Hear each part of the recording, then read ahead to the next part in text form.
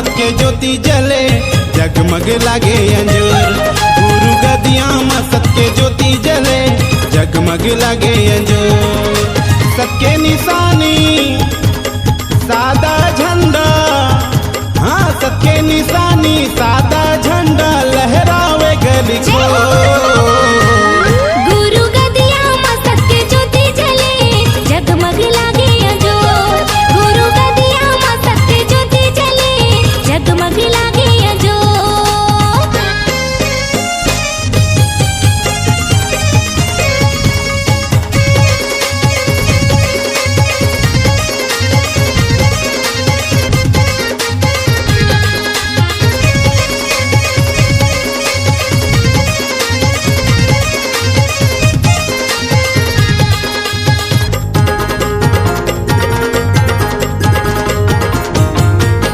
गिरौदपुरी भंडारपुरी गुरु के महिमा गावत है, गुरु के महिमा गावत है। चटवा खड़वा केला से बड़ा डेरा गुरु के नाम जगावत है। चटवा खड़वा केला से बड़ा डेरा गुरु के नाम जगावत है। हाँ गिरौदपुरी भंडारपुरी गुरु के महिमा गावत है, खांसी के महिमा गावत है। चटवा खड़वा केला से बड़ा डेरा गुरु के नाम जगावत है। चटवा खड़वा केला से बड़ा डेरा गुरु के नाम जगावत है। गिरौदपुरी माँ ये राजन रंगीला, हाँ हाँ गिरौदपुरी माँ राजन रंगीला चरण पर गुरु तो। गुरु गदिया में सत के ज्योति जले जगमग लागे अंजोर। गुरु गदिया में सत के ज्योति जले जगमग लागे अंजोर।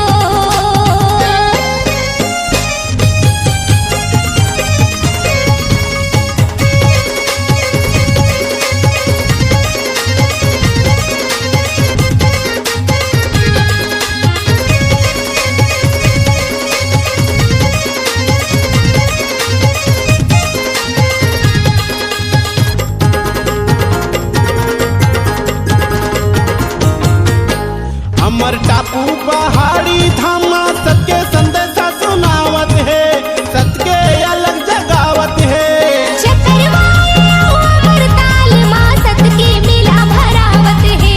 चकरवाए अमर ताल माँ सत के मेला भरावत है। अमर टापू पहाड़ी धामा सत्य अलग जगावत है, सत्य दिया जलावत है। चकरवाए अमर ताल माँ सत के मेला भरावत है।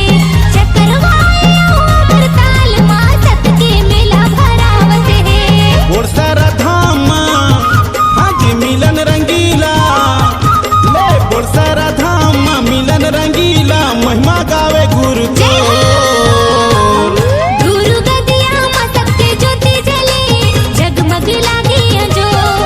गुरु गदिया में सत के ज्योति जले जगमग लागे अंजोर।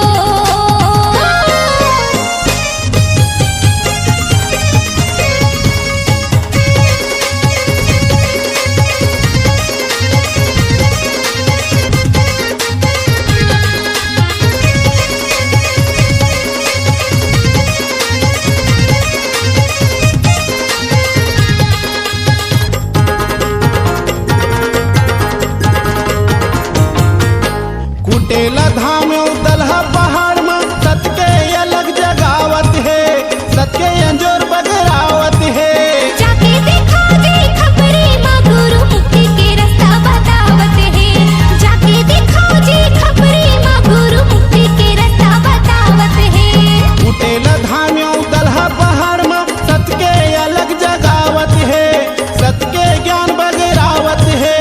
जाके देखो जी खबरी माँ गुरु मुक्ति के रास्ता बतावत है।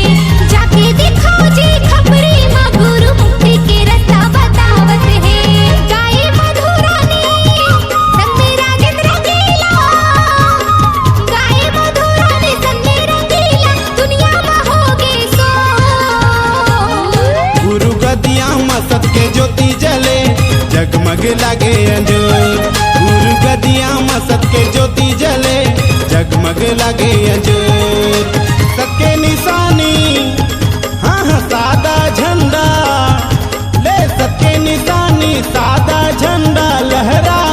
लिखो। गुरु गदिया मा सबके ज्योति जले जगमग लागे अंजो। गुरु गदिया मा सबके ज्योति जले जगमग लागे अंजो।